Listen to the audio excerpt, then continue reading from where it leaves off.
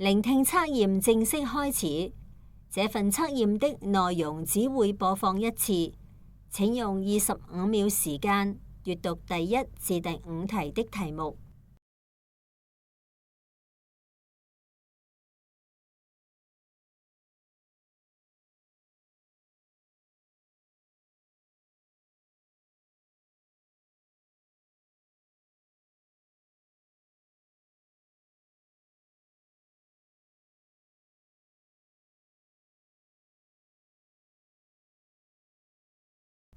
請細心聆聽以下話語，然後回答第1至第5題。哥哥，你帶我嚟社區運動場做咩啊？小文，今日呢度舉辦新興運動日，與其喺屋企睇電視，不如同我嚟呢度玩下咯。唔制，做運動又辛苦，又容易受傷。小文，只要我哋先做好熱身運動，做運動嘅時候注意動作同埋姿勢正確，就唔會有問題噶啦。你夜晚經常瞓唔着，平日睇嚟好攰，又成日都病，爸爸媽媽都好擔心你啊。爸爸媽媽咁忙，仲要擔心我係應該多多注意身體健康噶。不過跳繩、跑步之類嘅運動都只係重複做動作，太悶啦。運動有好多種類噶，假如揾到自己感興趣嘅運動，持之以恆，就可以提升心肺功能，強化肌肉同埋骨骼，體質改善咗就冇咁易病。做完運動瞓覺都會特別香甜嘅。佢仲有一個好處，就係可以等我哋暫時拋開繁重嘅功課啊。好啦，不過呢度分成3區，我哋先參觀邊區啊？由近至遠好唔好啊？好啦，最近嘅係美加區，介紹嘅係美國同加拿大嘅圓網球同匹克球。呢啲人將巨型泡泡球着喺身上追追逐逐，好有趣啊！呢項運動叫做泡泡足球。哥哥，我想試玩啊！輪候隊伍太長啦，不如陣間再嚟玩啦。前面歐洲區嘅法式滾球不設體驗，但係可以試玩芬蘭木棋。芬蘭木棋嘅計分方法睇嚟有啲複雜喎，都係去亞洲區睇下啦。遊力球、卡巴迪都唔可以試玩。躲避盤設有示範同體驗，規則睇嚟唔係好複雜。攻擊手要喺5秒內將躲避盤投擲出去，外場攻擊成功者即可以進入內場，而防守隊員就要喺躲避盤未落地之前，以任何方式接住躲避盤。如果漏接或者被擊中，要即時出局同埋走出場外。好似好有趣喎，我哋一齊試下。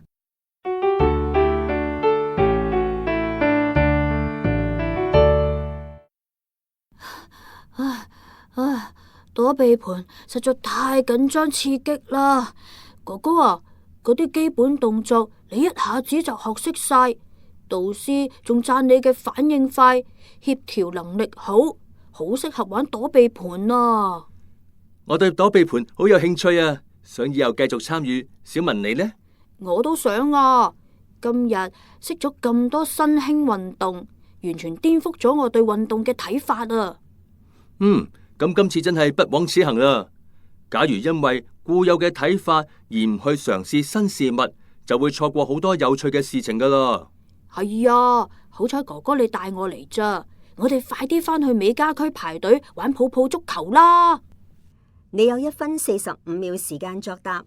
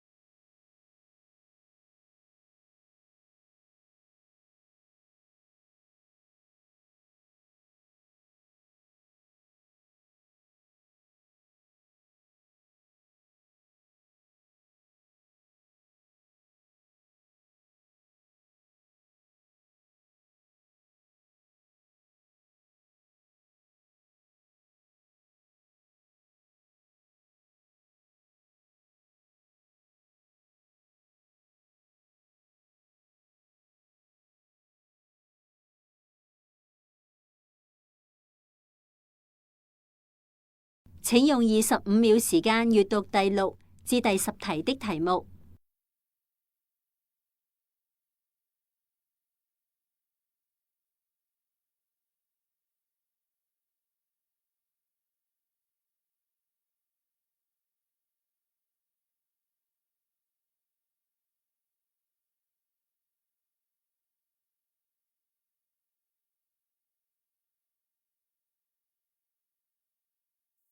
請細心聆聽以下話語，然後回答第6至第10題。志聰啊，清明節就快到啦。星期日我哋先同你嘅姨媽、舅父兩家人會合，然後一齊去登山掃墓啦。媽媽，天文台預料跟住落嚟成個星期都有驟雨，上山落山容易跣低。再講啊，下個星期又有測驗。我仲要溫習哦。外婆生前最痛愛嘅就係你，唔通你一啲都唔掛念佢？我哋只係抽半日去掃墓啫。外婆痛愛我梗係唔會忘記佢啦。但係佢已經唔喺呢個世界上，喺另一個世界，真係會知道我哋拜祭佢咩？佢會收到祭品咩？孔子話：未知生，焉知死？活人嘅道理，我哋都未完全明白，又點知道死咗之後嘅事啊？孔子都有話過，祭如在，即係祭祀祖先嘅時候，要好似祖先仲喺眼前一樣恭敬。千百年嚟，清明節都係祭祖嘅重要日子，無論有幾忙，家族成員喺呢一日都會扶老攜幼咁去墓地拜祭，禮敬祖先，慎終追遠。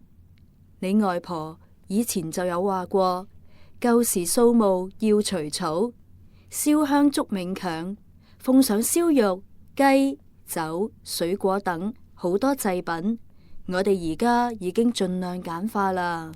媽媽，係咁古人咩時候開始拜祭祖先㗎？中國早喺商朝時候已有帝王、諸侯祭祀宗廟嘅春祭，到咗秦漢時期就有記載，平民百姓都有祭祀祖先嘅習俗。我睇過一則新聞，近年嚟各地興起喺網上墓園祭祀先人嘅潮流，唔單止可以上傳先人嘅影像、音樂同埋文字去網站，仲可以獻上虛擬嘅鮮花同祭品。唔係同樣可以抒發思念之情咩？香港政府都設立咗呢一類網站同埋流動應用程式，俾市民使用，好方便㗎。如果明明可以親自前往，但係就以呢種簡單嘅方式拜祭先人，你認為足以表達對祖先嘅尊重同懷念咩？我唔知啊。